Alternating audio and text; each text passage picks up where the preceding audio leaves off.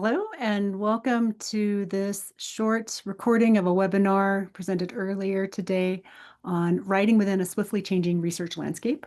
I'm Christina Quinn. I'm the director of CSU Writes and located in the office of the Vice President for Research here at CSU. And what we talked about was accelerated forces that are impacting the work that we do, whether we're researchers, scholars, creative artists, entrepreneurs here at CSU.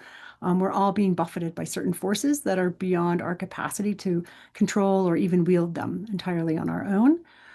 We talked about the power of a pause, and we have three kind of sections, or I call them moments for reflection. There'll actually be six little places, though, where you can pause for some reflection, and we'll talk about some restoration and get some new directions through those.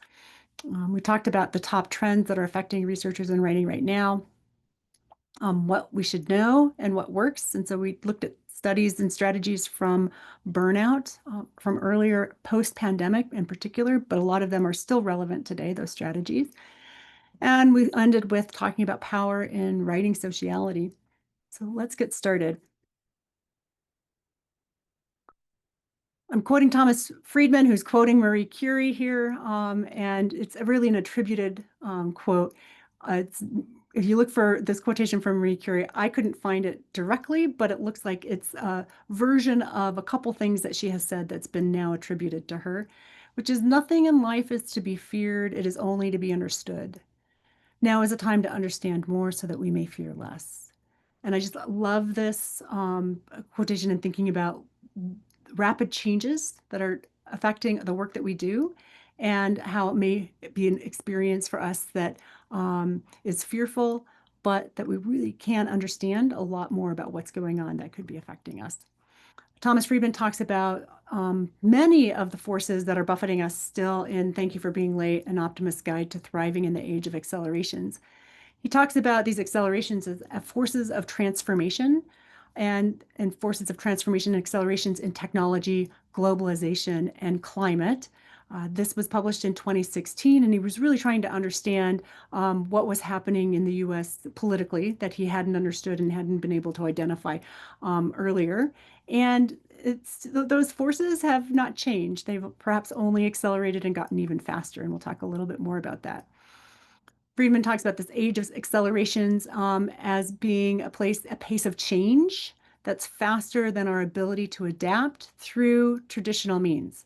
Those traditional means being kind of our political and governmental systems, our educational systems, and even a lot of our community systems. So there are going to be distinct reactions that we can identify based on people addressing and kind of pushing back or kind of defaulting to accelerations of change. And you can think about that again in terms of like technology, globalization, and climate, where we're going to be seeing and where we have experienced a lot of those kinds of changes in our traditional systems. Ultimately, where he goes, by the way, and it says Optimist Guide, is he goes towards the local, towards places where he sees models of people coming together and connecting and doing really purposeful, meaningful work in new ways. So that capacity to be able to work together in new ways is part of what he's talking about. He describes both the forces of transformation and those kind of models, again, of adaptation, the exponential pace of technology advancement, changing social norms and institutions. For those of you who are scientists, just keep in mind that we didn't have STEM until 2008 in K through 12 textbooks. It was a creation from the NSF in 2003, 2005, somewhere around there. But it seems like it's always been here. And yet, that's a radical change in kind of how education operated and what it brought together in order to be able to do funding, which has had huge impacts on institutions, right? We think about the importance then of adaptive communities. Friedman talks about how having strong values and practicing lifelong learning allows for us to be flexible and adaptable. And this need for continuous learning and dynamic stability being both anchored and adaptable. And this last one, I think continuous learning is just part of what we do as researchers and in higher education in general. But dynamic stability is a term that probably we don't use. I don't use it very often. In fact, I don't know that I've ever used it in talking about how I'm going to operate in the world. or how I want to be able to connect with others with my work and my writing. But I think it's helpful for us to adopt that and thinking about being both anchored and adaptable with the work that we're doing, writing in particular, and what we're putting out there, because those accelerated forces are dizzying and fast. Those accelerations, this is our first pause.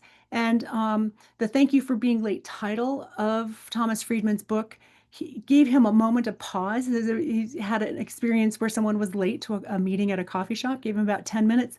And he says that's how, that in that 10 minutes, he had this kind of pause, this place of being able to think for a moment, where all of the kind of like pieces of like big picture of like how he was going to put together this book, which he eventually called Thank You for Being Late, were going to come together.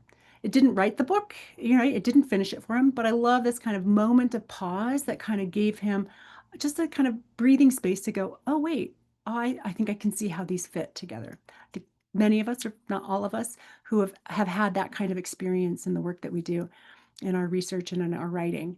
And so the first pause, we just paused for a moment in our webinar session for 1 minute, literally 1 minute, and to recollect how we have expectations for our writing and how they've changed over the last 5 years.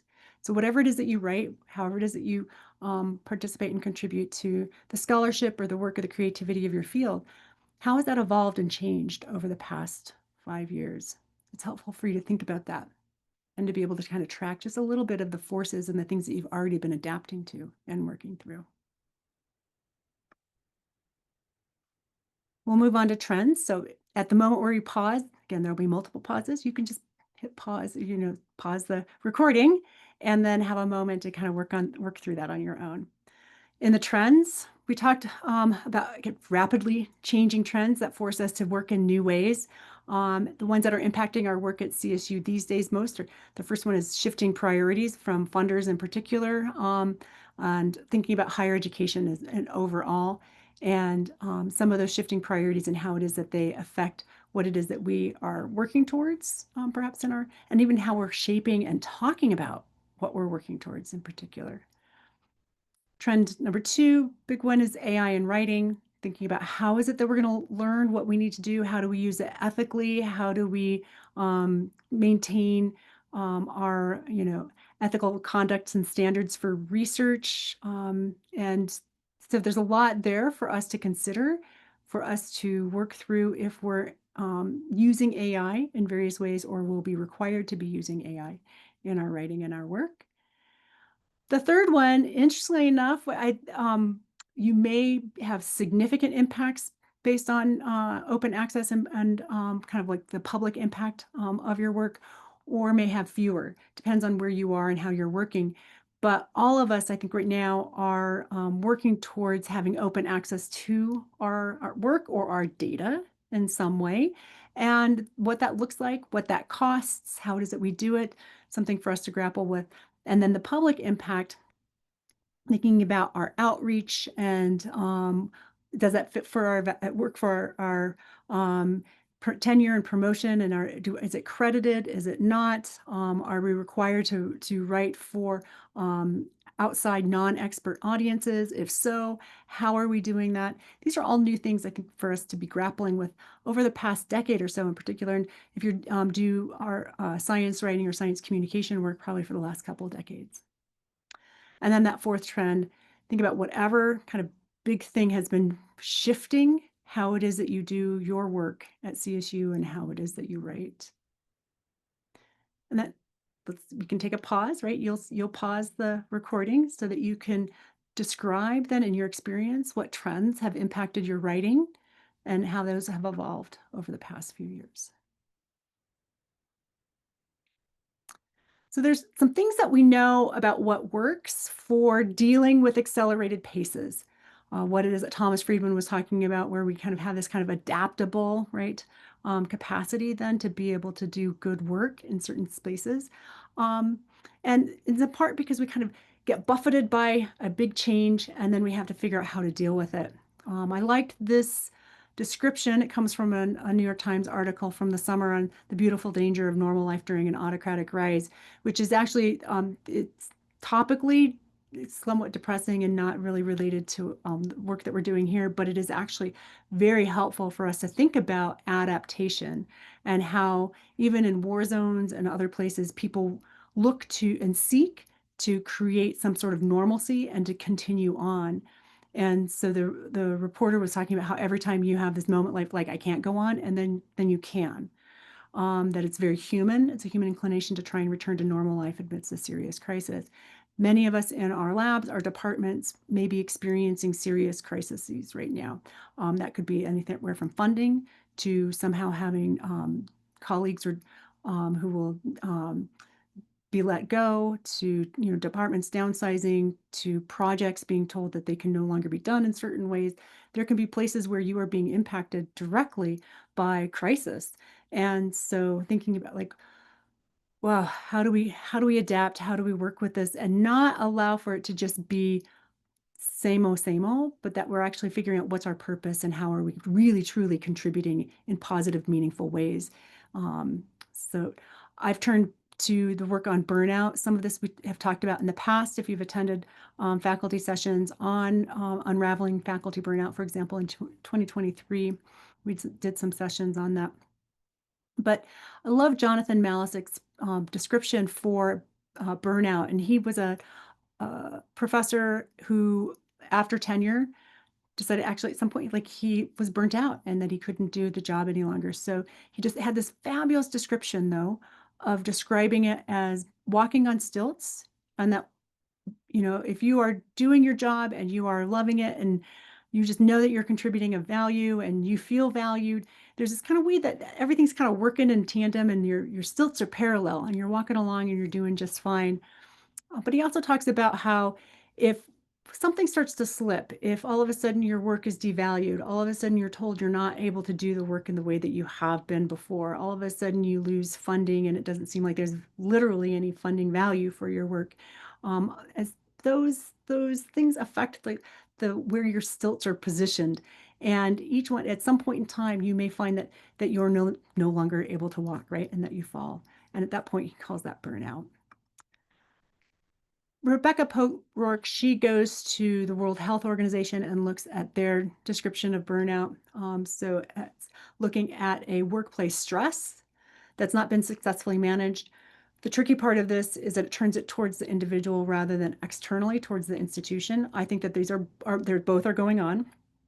I do not want to say that this is all for individual writers or researchers or others to take on as their own.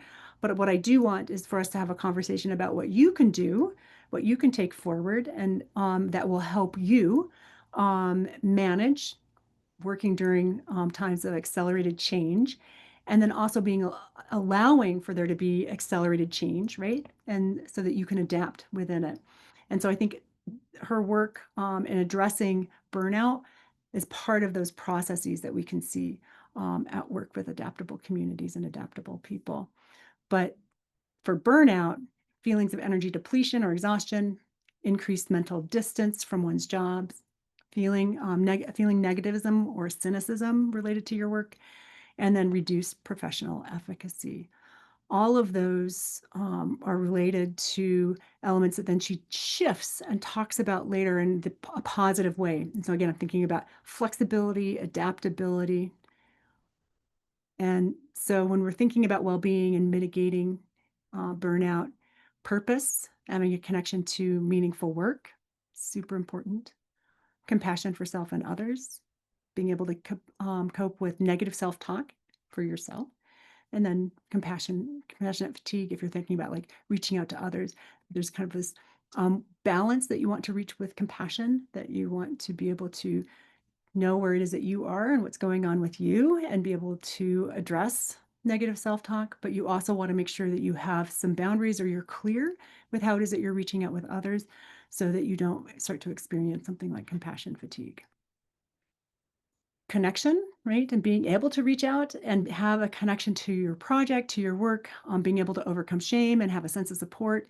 I think of this place for writing in particular is super, super important. And it is where CSU Writes does some really good work in being able to get folks connected, so that you have a place for going and doing some writing, and then how you have a sense of support that can be direct support, either from CSU Writes or from consultations or from others and connections that way, or it can just be that kind of positive energy and knowing that you've got writers like you, but from all different departments and colleges across the university are coming together. And overcoming shame, I just want to say that writing is a place where I think it's very easy for us to feel a sense of shame. We're not writing enough. We are avoiding our writing. We're procrastinating. We've not done something well enough. We wanted to do it better. Like all those places where we start to feel like somehow we are not enough. And that happens a lot with writing, and in particular, writing at high levels, at like what we're expected to produce at CSU.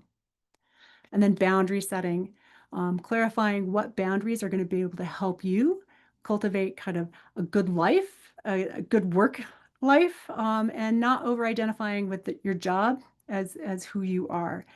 These are the things that Rebecca Pope identified with and connects and has written about in Faculty Burnout. She writes significantly about her own experiences and other people's experiences by the way of burnout, if you're interested in her book. She wrote one of her first books was The Agile Faculty, and talking about how it is that we could produce and use software systems and models to be able to produce a great amount of work. And then during that process, she found that yes, you can produce a lot, but you can also start to feel exhausted and wiped out. And that's where she then started looking into burnout. So there's a balance that we're talking about here in producing with purpose and meaningfully, but not so much so that we are fatigued and disconnected from our work ultimately. So these are the next pauses. There's one for each of those areas that Patricia Pope work mentions as places for us to be able to take action, to be able to heal or to prevent burnout. Here we're talking about these, excuse me, here we're talking about these as being places where you can have a connection that allows for you to be adaptable with a time of accelerated change. So that sense of meaningful work. If your department is downsizing, if your grant hasn't been funded, if there are big changes afoot, it doesn't mean that the purpose or the value of your work has changed, other than the external conditions and measures by which some of that value is being created. And so it's really helpful for you to think about that meaningful work in a much deeper way of what challenge or idea would bother you deeply if you stopped working on it, and then who benefits from your work. Setting that as a compass point for you to continue doing really good work can help you immensely. It may not be the thing that's paying the bills, by the way. That's the other challenge. But just take a moment and pause there, set your sense of purpose, and set a course and a direction for being able to continue doing good work within a time of accelerated change. The next one, and the place where we want to pause next, is to take a moment and consider how we can work from a place of compassion. And that requires boundaries. And so, what are some of the boundaries and practices that are going to keep you from caring about others and doing that work without depleting yourself? So, being able to set some boundaries there. And then, what small steps can you do to make sure that you are able to work with compassion for yourself and with others, but also know that you can do that well with some boundaries. So just pause for a moment and consider working from compassion. And then working for connection. I think this one here also is connected in some ways to compassion, and yet it has more to do with like how you're producing ultimately in relation to others. So, what part of your writing process do you struggle with, or do you avoid talking about? And that place where you avoid thinking about others or connecting with others about this part element of your writing and your writing practice or process. Um, who can help you have a conversation about that? Who might be a good person who's trusted, right? That you could just safely share that and reduce some of the isolation around that element. Give it some light, kind of expose it to the light so that it's no longer as scary. Shame, it builds in these quiet little corners. And so you want to be able to reach out and get some connection. And then how can you intentionally create or seek support for your writing overall? CC Rates, of course, we have tons of strategies and workshops and other things. And if you're watching this, it's 'cause you know that. But there are lots of other ways that you can reach out and get connected through CSU Rates, and we'll talk about those in a bit. But just take a moment and pause and answer those 3 questions. And then last one is really thinking about those boundaries. What boundaries are going to help you most protect your well-being and your writing and long-term creativity as a researcher?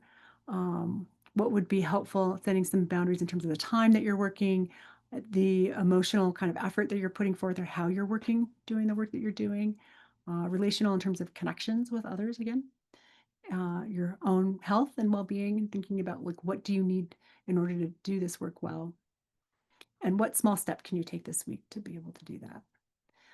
By the way, I did pull from positivepsychology.com for identifying 7 types of boundaries. Here they're talking really specifically about psychological boundaries, right? But you might want to be able to think about more broadly about other practical types of boundaries around your time, right? And thinking about not just how you can share what your timeline is with other folks, but how you can share that even with yourself on when you're going to be writing, when you're going to be showing up, and other things. And these are not the only types of boundaries, but I found these very helpful. So just take a moment and pause.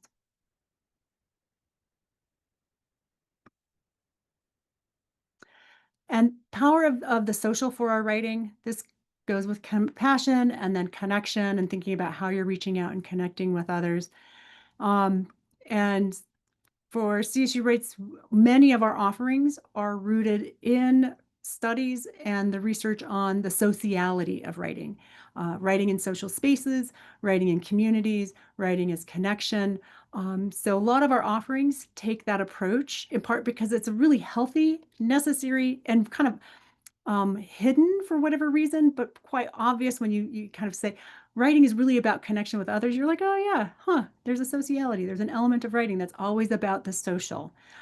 So we have show up and write sessions. We try to get these stacked at the beginning of the semester so that we're running 4 days a week, but sometimes we have additional options on the weekends. Those might have been taken off for this semester. I'm not sure. So just go to the website and you look up show up and write, and there's a table, and you'll be able to find sessions for you to drop in person if you want to write in person with someone, or to drop in online, and somebody should be there at designated times that they've signed up for, holding a space for writing. And these are small, often boutique-y. There's not hundreds of people showing up at these sessions, just a handful of people showing up and just being there. You can put them on your calendar. It's a great way for you to have writing built into your regular, your week-long work, and then to be able to have a place to go to do it, whether it be virtual or in person. We have also added a Write Well series that is just virtual webinars or short advice videos. Some of them are PDF files or um, um, materials that will be helpful for you in thinking about how do you write professionally or for publication, pressures, habits, building out some sort of professional self-branding or skill development, writing relationships, then your writing time. We're building these out gradually. We'll continue to add to those pages as we move through the semesters. So just know that those are living documents and places for you to go and find additional resources and support asynchronously, right? You don't have to be here at a specific time. You can just look online.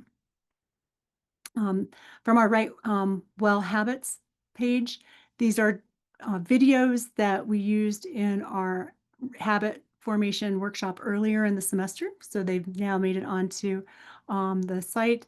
And these come from Dr. Judson Brewer, who talks about addiction and writing habit and habit formation. So he has a book called The Craving Mind and another book on unwinding anxiety. But he has a fair amount of what he's talking about is the habit formation of addiction, and he treats anxiety in that way. It's really helpful for us to think about habit formation, kind of stepping it back. And he's got some great videos. So take a look at those if you're looking at building out a writing habit and see how habit formation actually just operates neurologically. And so this is the end of our presentation today, but please reach out for additional resources. We look forward to seeing you at future events. And yeah, take a moment, pause, and breath, and we'll work with some accelerations as we move through our writing processes and work at CSU together. Take care, everybody.